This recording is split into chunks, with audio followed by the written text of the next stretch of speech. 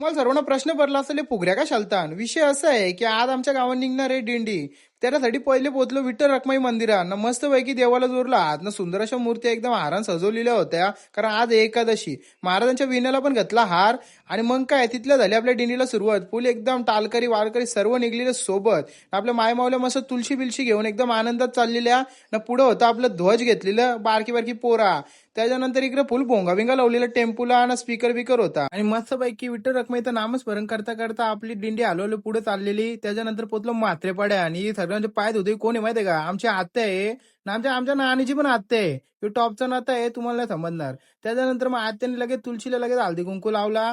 त्याच्यानंतर महाराजांच्या विण्याला पण हार घातला, कारण हार घालणं इज व्हेरी कंपल्सरी. त्यावर लगेच महाराजांनी सांगितलं चला प्रत्येकाने लगेच गोल करा. गोल केला ना, मग काय लगेच माहोल कडक झालता. एकच नंबर होता. महाराज काय भजन बोलत होतं, सर्व नाचत होतं. नाही या बघा, या फुगड्या घालत होत्या. काकीच पण फुगडी घालतं, आजीच पण फुगडी घालतं. यो बघ बारका वारकरी मस्त दिसत. आणि गावात ज्याच्या ज्याच्या दाराची दिंडी येत होती तो प्रत्येक जण त्यांचे पाय धुवी आणि पाया पड. भाई प्रत्येकाच्या रूपाने बोलते विठ्ठल रखमाई असतं ना, म्हणून पाया पडतात. त्याच्यानंतर पोचलो कुठं? अरे बाबा, श्री राम मंदिरावर. आमच्या गावाचं मंदिर आहे, लय जुनं आहे. मग तिथल्या दिंडी पोचली चालत चालत ना. दिंडी पुरं ना, मागं कोणी माहितीये का? अरे मी स्वतः पाहतोय, व्हिडिओ करायला नको का? त्यानंतर जरा एक ठिकाणी सर्व बसली तर नाश्त्याची सोय होती. सगळी दमलेली थोडीफार, पण भाई जोश एकच नंबर होता. बघा कशी खाता. बरं का हॅलो हॅलो, का उपास आहेत तुम्हाला तशी पण?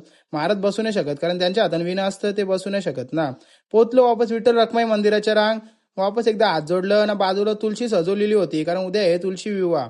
नाही बारकी रखमाई बघा कशी तुला जेवण आहे. बरं आहे, मोबाईल घेण्यापेक्षा तुला घेतलेली बरी. आणि इकडे महाराज मस्तपैकी नाचत होतं, कारण भाई बोलतात ना, वारकऱ्यांचा आनंद जेव्हा भजन कीर्तन चालू असतं तेव्हा. आणि महाराजांचं वय भरपूर आहे, पण बाबा नामस्मरण चालू असताना एनर्जी फुल असते. त्याच्यानंतर दिदीने एवढी भारी गावलन बोलली ना, की एकच नंबर वातावरण झालता. मग काय सगळी आली ना नाचायला भाई. एकदम जयघोष एकदम टॉपला होता.